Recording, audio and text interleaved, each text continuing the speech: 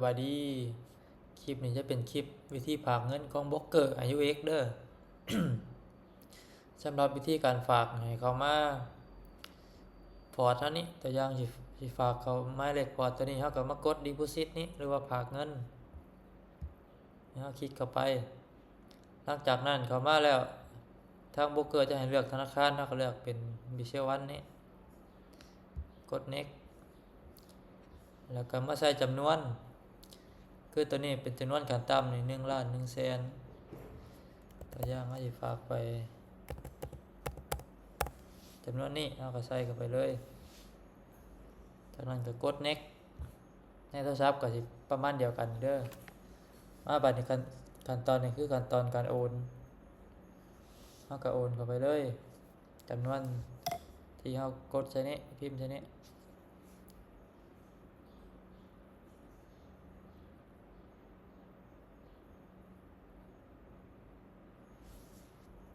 คือตอนนี้โอนเข้าไปแล้วมีแต่เราแคปมารูปหน้าจอนี้บัดแคปมารูปหน้าจอนี้แป๊บนึงเด้อ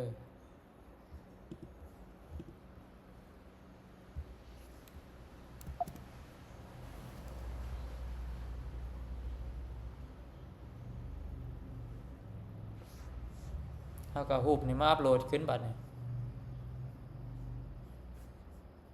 รูปที่เราแคปหน้าจอนี้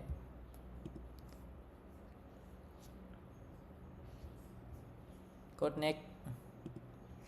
แล้วก็มาเลือกรูปอยู่นี่แล้วก็เป็นรูปที่เราโอนเงินไปฮะ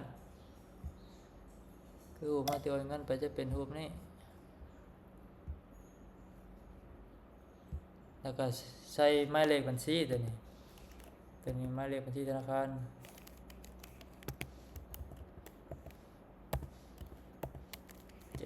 725038121341375ตัวนี้ใส่วันที่ก็คือวันนี้เวลาบัดนี้เวลาเต็มอยู่ในสคริปต์ฮะ10 โมง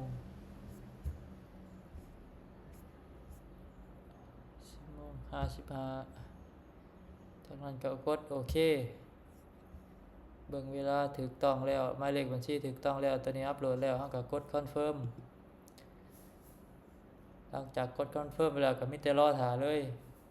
เงินจะเข้าภายใน5 นาที50 นาทีคือตอนนี้เพิ่นบอกว่า3 นาทีปกติก็บ่เกินนี้ขอขอบใจ